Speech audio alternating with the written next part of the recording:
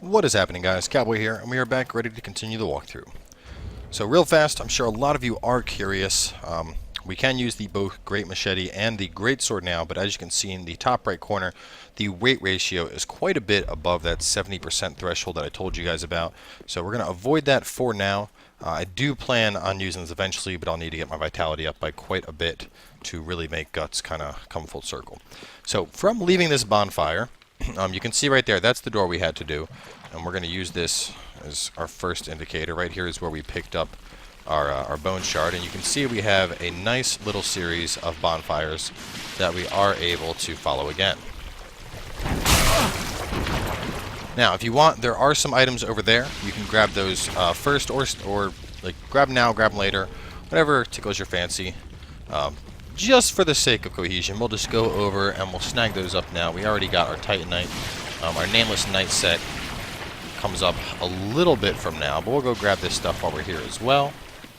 This should be our Sword Grass. There's our Estus Soup right there. There's our Sunlight Talisman. There's the Sword Grass. This is an item used to level up in that Covenant, the Wolf's Covenant that we joined last episode. And some good old Estus Soup. So we can see that's the bonfire we ran from, or not the bonfire, excuse me, the fire checkpoint. Here's the other one. We're going to go back over to that. And you can see now we're in full fat rolling swamp, so do keep that in mind.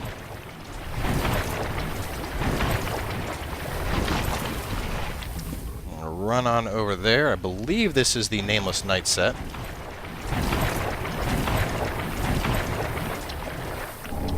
Yes, indeed. Doesn't look nearly as cool as the Fallen Knight set. You can see we have some glowies right there, and that is 2 pieces of Titanite. So since Yellowfinger Heisel came, we're going to actually back up very briefly. And the only reason for this is, as you can see, rather large, threatening-looking enemy over there. Now, they aren't all that bad, in honesty. They do have some very powerful attacks that can hurt, but all in all, you can dodge them and take them down with relative ease. But despite that, we don't want to fight them and an invader at the same time. So waiting to see where Yellowfinger is at, and he does not seem to be coming. So perhaps instead we'll just continue back on, deal with the big boy, and then handle Yellowfinger a little bit later. So the big guy is pathing. We're gonna try and get over to that fire to fight him. You can see it drops a big old tree stump, and every time he swings it, it also summons up these red souls that you're seeing. So it can be quite a difficult enemy to fight, especially because you're slowed in the swamp. So try and make it over to this fire. You can see now that I have a bit more mobility, it'll be a little bit easier. Just trying to avoid those, avoid getting hit by the tree stump, as you see right there. Hit by both the tree stump and those red skulls he's summoning. It does do quite a bit of damage, making them probably one of the more difficult enemies we faced up until now. And we got our 2 Titanite shards. So we have one more of those guys coming up, and he'll be actually following us up here. He's kind of off in that area over there, but we're going to try and get over. There he is. Try and get over here first so we're not having to fight him on bad terrain. There we go. Now, feel free to bring him up here, but don't go too far with him, because there's a rather threatening enemy up ahead. Oh, man. Man, they are brutal. Oh, nope, I might get hit hard. Lucked out there.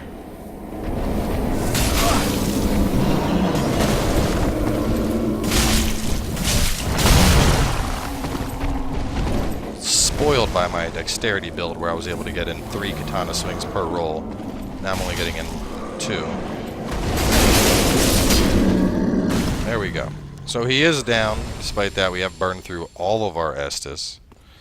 But that's okay. We've made it on over, and here's the 3rd flame that we need to extinguish.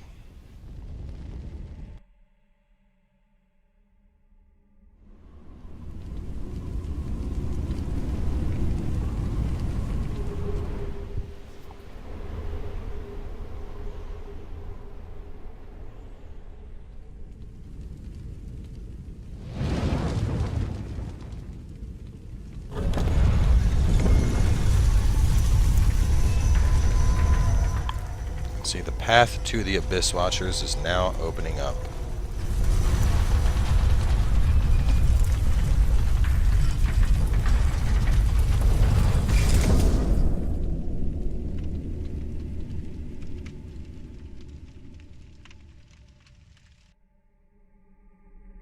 Alright, now around this corner we're going to run into another one of those very uppity enemies, the ones that like to hop and jump around.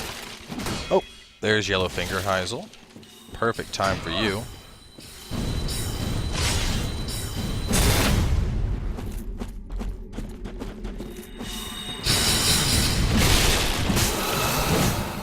Now we're going to be quite careful here. We don't want to fight him and that enemy at the same time. We're going to try and get him to come over this way. On the dexterity build, he fought us out in the swamp. We're going to take advantage of the sharpen effect of the butcher's knife. Ooh, man, Heisel. Oh, and he's actually going to take us down. Not too shabby. Well, bit of a bad situation, making it all the way over here with no Estus, so... and obviously the big factor in that is getting past those tree guys, which I was a little overzealous on in comparison to the dexterity playthrough where I was a bit quicker. So we're not too far though. We will pop our Ember to get back that extra health, even though you don't need to. And as you can see, the doors over there are now open.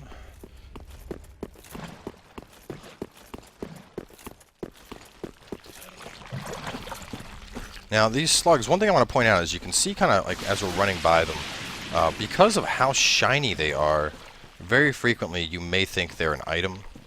Just keep in mind that the slugs do have that bit of shine to them, and it's a little bit misleading because you're going to just be like, ooh, there's a shiny, and then you run over there to get an item, and lo and behold, there is no item, just a slug vomiting all over you.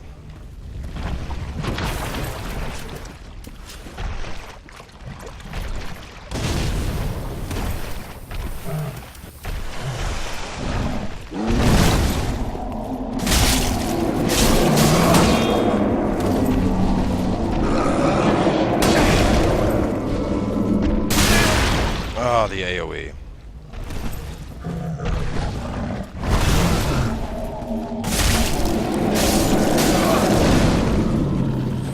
There we go. That went much smoother than the last time we encountered them. Hopefully Heisel comes back so we can teach him a lesson. Let's see if I can't pull the other one. I love how he's like positioned just enough around the tree that you can't see him until you get up here. So we're gonna run and grab our souls first.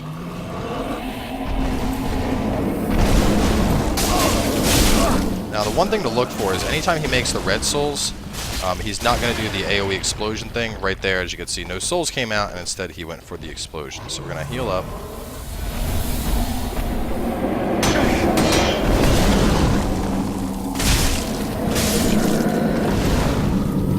After the last episode, you guys were probably wondering, like, what the hell was he talking about with this area being hard? And you run into those things. So it doesn't look like Heisel is going to reinvade. If he does, it might be in a little bit. So we're going to try and sneak up behind this guy for a backstab. Nope, not going to happen.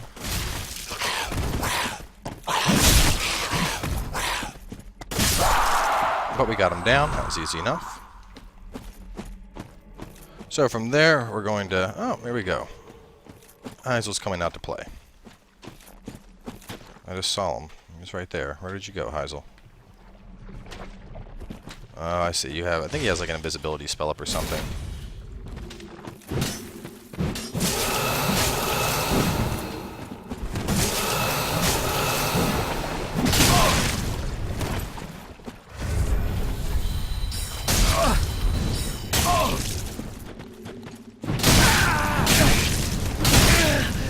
Whoa!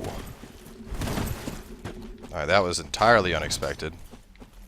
That pick did way more damage than I would have ever thought it could do.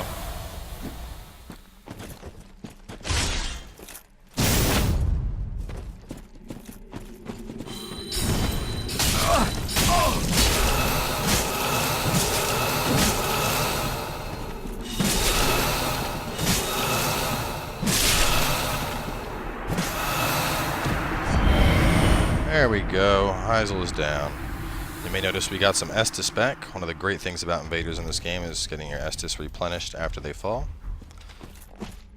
So from here, let's see. Alright, we're going to swing around back and grab this stuff first. And then we're going to come back over here. Now there are some enemies that have the curse, or as it was previously known as petrification, right in this area, so keep that in mind. And if you actually follow this path all the way back, this would actually be back where we first started. Oh god, no! Wow! I did not think I was in that curse nearly long enough to get hit. But yet, here we are, cursed with 18,000 souls, and we've been turned into crystals. So this is actually back near the start of the bonfire, so it's not too bad that we died, because we can kind of come first circle with this and show us how to get over to that area.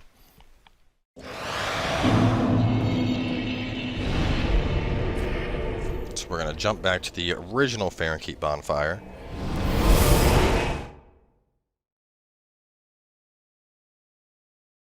But there's quite a few items over there still. Large soul, repair powder. Most importantly, the scroll that's in the cave, as well as the antiquated set. So that's the big stuff that we want to grab. The rest of it is kind of optional loot that's not all that important. I mean, technically everything in the game is optional loot, but I would suggest grabbing the soul just so that, or excuse me, the scroll, just so that in the event that you ever decide you want to play around with sorceries, you have those spells available. So we're going to hold off on popping our ember for a little bit here. We're going to be having to fat roll momentarily here, but we'll get as far as we can before fat rolling.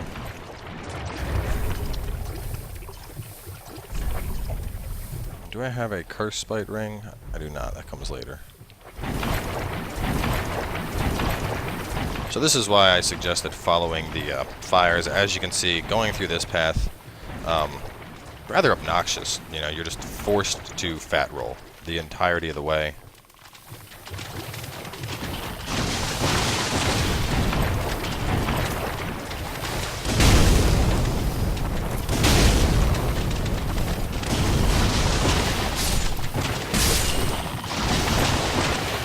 The biggest thing here is avoiding that mist. As you can see, that mist builds up quite fast. Attacking them can interrupt it, but as it builds up, I think that might have been the first time that you guys have gotten to see what happens when you're afflicted with curse. So, as you now know, it's not a fun thing to deal with. But these guys aren't that bad. Usually you can just, you know, roll like I did right there and take them out. It's fighting them in multiples where it gets to become a pain.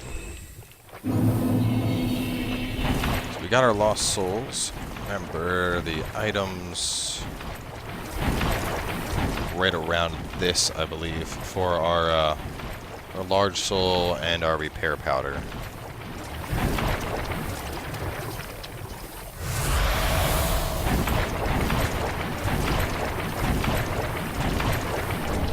There's our large soul. Where's our damn repair powder? The repair powder might actually be deeper back in now that I'm thinking about it. So we're not going to worry about that. I mean, weapon degradation isn't really a major concern in Dark Souls, so we're going to pass on the repair powder and just skip it. But there is one back over that way. So there's some items right here that are fairly noticeable. Don't worry about those. We're going to end up getting those later. You get them from a separate area, at which point after getting them you can roll back down into this area. We'll just end up grabbing them in Homeward Boning. Keep going. Maybe that's my repair powder. It might be. Let's see. Looking at my list. Yeah, I had large soul first. That's likely the repair powder right there. Yes, it is.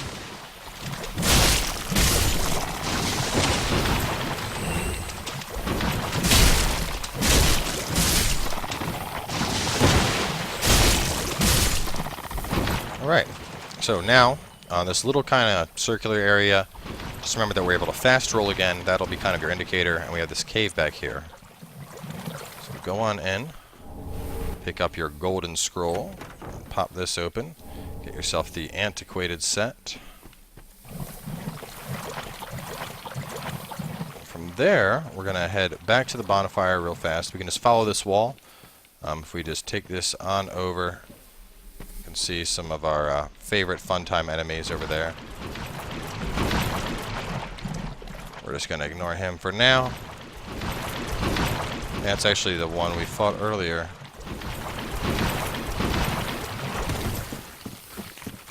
We're going to run on over to the bonfire, rest up, and then there's a couple other items we're going to get kind of over in this this region over to our right. So some of them are significant. In particular, we have a Sage Scroll to pick up, so another scroll for more sorceries. And then on top of that, the first Poison Gem, so if you're going for a Poison build, so you'll want to get that as well. Now I would suggest not being Embered right here. There's going to be a part where we're basically going to do a suicide run just because of what we're up against. But we'll touch on that when we get to it. So from here, just follow the wall to the right.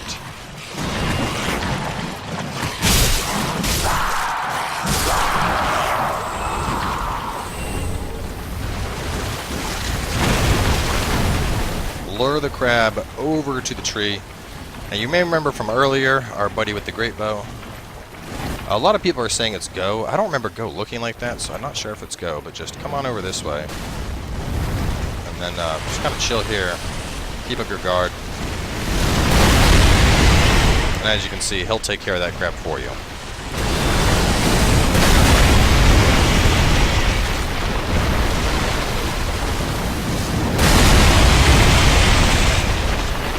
So you're going to start picking up items. There's a Crown of Dusk. And White Branch.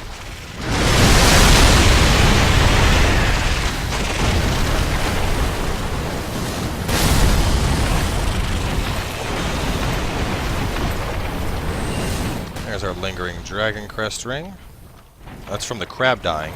The loot we picked up was the Ember. Golden Pine Bundle. Large Soul of an Unknown Traveler. Should be another White Branch.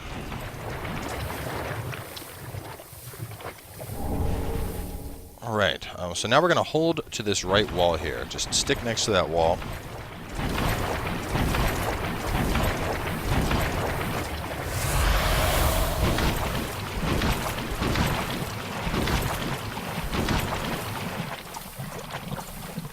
Little throwback to Dark Souls 1 here.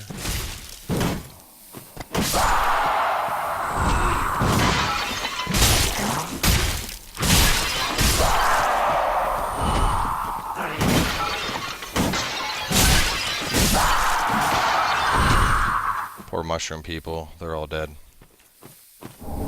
Grab the Sage Scroll. Now, here's where things get a bit tricky. So, as you can see, we have 3 of our favorite giant, I guess we'll call them wood wraiths, I don't know. But just run on in. Oh god, no. They are not having my tactics. They have the Poison Gem. Owie. Now, I typically would not recommend just running in Souls, but these guys are just not... It's like fighting one of them is difficult, let alone fighting 3. So we got our gem. He's going to roll the hell on out of here. I mean, if you want to go ahead and take 3 on, be my guest. To me, that's a death wish. And I don't comply with death wishes.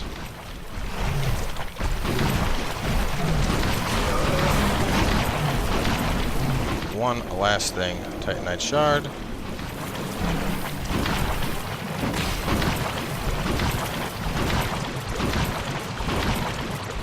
And now we're good. Back where the bonfire's at. Take this guy out. So we're going to go up ahead a little bit more before we wrap up this episode, just to reach the next bonfire. There's still the Abyss Watcher left, so we are going to cut this episode a little bit short. First thing we're going to do, we're going to grab this Shriving Stone right here. Don't worry about these enemies just yet. Get that. And then we'll save the Abyss Watchers for the next episode, as well as kind of catching up to some stuff that's changed over in Firelink Shrine, as well as some other things that have occurred in the world that are missable. Oh god. We are now in a bad situation.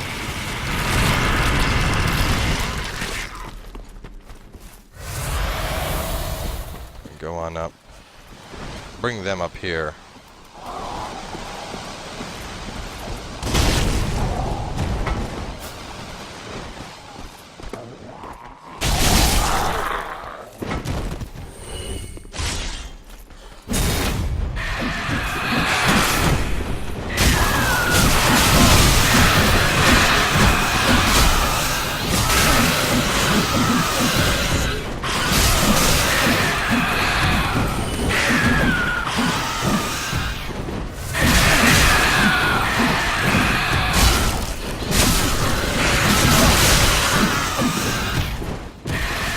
So yeah, you guys may remember this from the Road of Sacrifice, how I discussed killing the casters very quick, and what you're seeing right now is exactly why that's so important. Trying to fight a bunch of the monkey bird things when they're all pissed off and going crazy is not fun, but we got them. Whew, hellish beasts. So from here, we'll just run, make a sharp turn, not yet, up this path a little bit is going to be our sharp turn.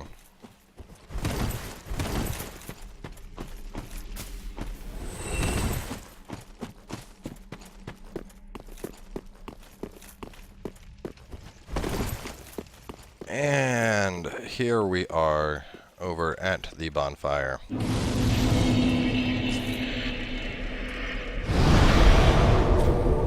And we are set. So now that we've reached the perimeter, couple other items coming up still for us to grab. For those curious, we have a Crystal Beast Great Magic Weapon, Atonement, which is a spell, our first Hollow Gem, an Ember, Blackbud Pellet, and then the boss. So we are going to be taking on the Abyss Watchers in the next episode, so thanks for coming on by, guys. Definitely got a little bit tricky this time around. As I mentioned, this area in general is a little bit more difficult, especially because of those giant, I don't know, curse woods or whatever we want to call them. But anyway,